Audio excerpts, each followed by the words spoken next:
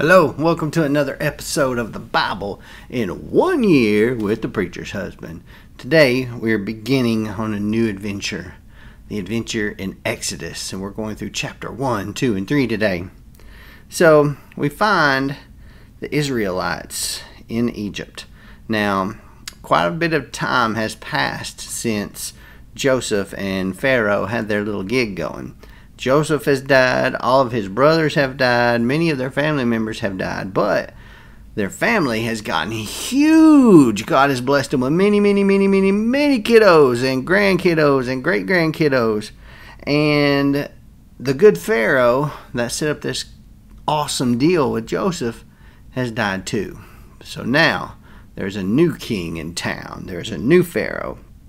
Now this Pharaoh, he was a little sketchy. He was a little scared of the Israelites, and he worried about the fact that there were so many of them now that they could overpower the Egyptians and they could take over if they wanted to. So he said, you know what? Can't be having this. Here's what we're going to do. We're going to enslave the Israelites. We're going to put them to work. So put them to work he did. He makes all the Israelites essentially into slaves. He forced labor upon them. He put them to work doing brick and mortar work. He put them to work in the fields doing field work, and he ruthlessly imposed all this work upon them. He even went to the midwives because he was so concerned that while they were doing all this work, they were still multiplying. So he goes to the midwives who deliver the babies and said, listen, every time a Israelite has a baby, you're going to check it and see if it's a boy or a girl. If it's a boy, you're going to kill it. And the midwives are like, okay, we'll do that. And then they don't, because they feared God. They were like, oh no, God will get us if we'll kill these babies, so we can't do that. So do we obey Pharaoh or do we obey God and not kill the babies?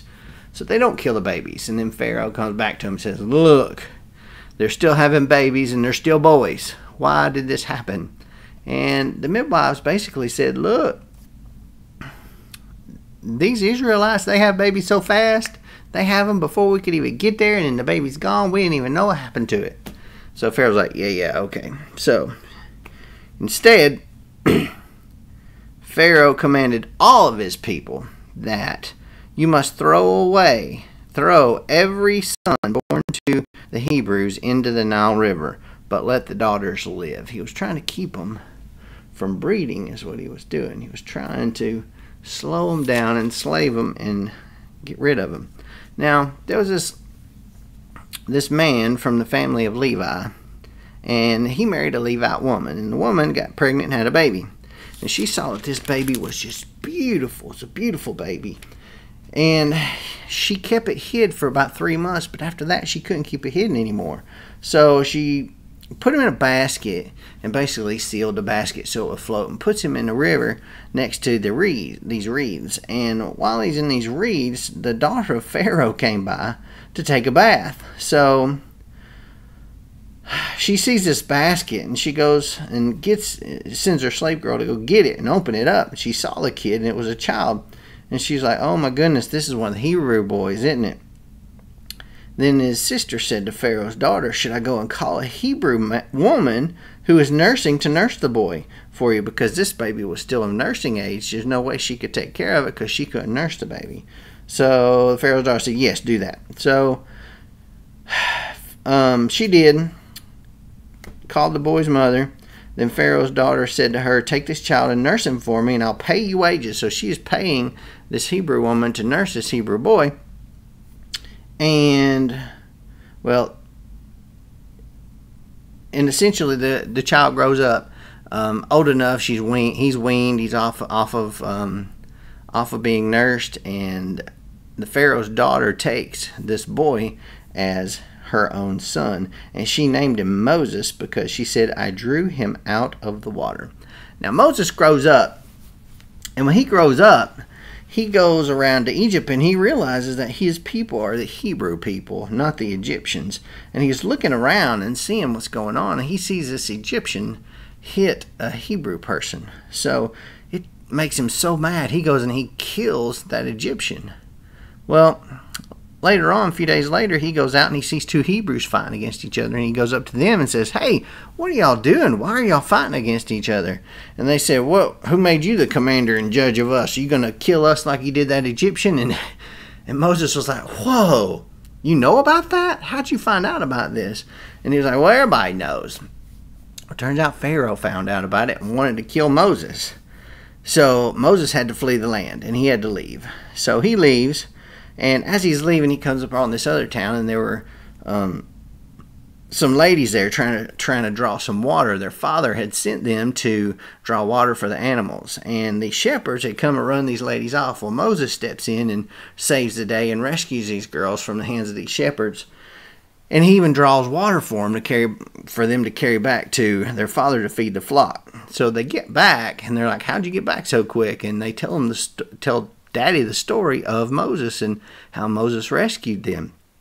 So Daddy's like, "Well, where is he? Why didn't you invite him for dinner?" And they're like, "Oh, really?" So he's like, "Yeah, go find this guy and invite him to dinner." So they did, and Moses comes and goes to dinner, and guess what? He ends up with a wife. So there he is with a wife, and after he gets a wife, he starts taking care of his father-in-law's flock. And the king of Egypt, the Pharaoh, the bad one that enslaved the Israelites, dies. So, here we find Moses. Meanwhile, while he was shepherding, Moses takes his herd up near this mountaintop. And when he gets to this mountaintop, he sees this bush. It looks like it's on fire. And he's like, "I got to see this. That's weird. It's on fire, but it's not burning. The fire's just still burning and burning. And it's not burning the bush away. The bush is still there." So he's like, "I got to go look at this." So he gets up there to the burning bush. And all of a sudden this voice comes out. And he's like, "Don't come any closer. Don't come any closer. Take your shoes off. This is a place where you're standing as holy ground." So he takes his shoes off. You'll notice in this picture he's barefooted. And his flock's down there behind him. And of course this is the voice of God coming from this bush. And he says, "I'm the God of your father, the God of Abraham, the God of Isaac, and the God of Jacob." And Moses hid his face because he was afraid to look at God. And God said, "I've observed the misery of the people in Egypt." He knew that they were in slavery, and they had been crying out to God, groaning for him to save them. So God comes down and says, "Moses, you're going to go there, and you're going to get my people, and you're going to set them free," essentially is what he's saying. "And you're going to go to Pharaoh." And he says, "Who am I that I should go to Pharaoh and that I should bring the Israelites out of Jesus?" And God said, "I'm going to be with you, and this is the sign to you that I am the one who sent you. When you bring the people out of Egypt, you will all worship God at this mountain right here, this one. Here's where you're going to bring them." And then he said, "Well, Moses said, God, who am I supposed to tell him? Well, what's your name? How am I going to tell him who you are?" He just says, "I am who I am," or "I am that I am," depending on what version of the Bible you have. So here he is. He has this task now to go and rescue the Israelites from the hands of the Egyptian pharaohs. I hope this has touched you. If it has, please click the like button, the subscribe button, and of course click the little jingle bell so you can get notified the next time I upload a video. Place something in the comments section that stuck out to you. These are just summaries of the stories. If something stuck out to you is super important, place it in the comments. Let's talk about it. I hope to see you again tomorrow. Tomorrow's reading will be from Exodus chapter 4, 5, and 6 as we continue the Bible in 1 year. Bye.